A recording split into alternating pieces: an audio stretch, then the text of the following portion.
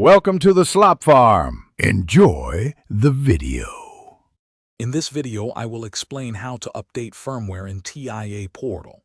First, download the correct firmware file for your device from the manufacturer's website. Make sure TIA Portal is installed and ready. It's crucial to back up your existing project before you begin. Finally, ensure your device is properly connected to your computer, typically via an Ethernet or USB cable, to establish communication. Once prepared, open TIA Portal and go online with your PLC or HMI. Next, navigate to the Online and Diagnostics section within your project tree. Here, you will find the Firmware Update option.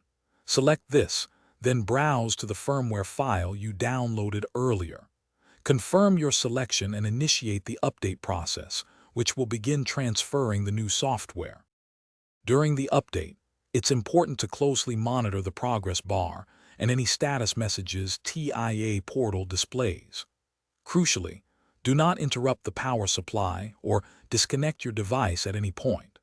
The device will typically restart automatically once the update is complete. After it reboots, go online again and verify the new firmware version in the device's online view to confirm success. If you encounter an error, first check your connection and then attempt the update again.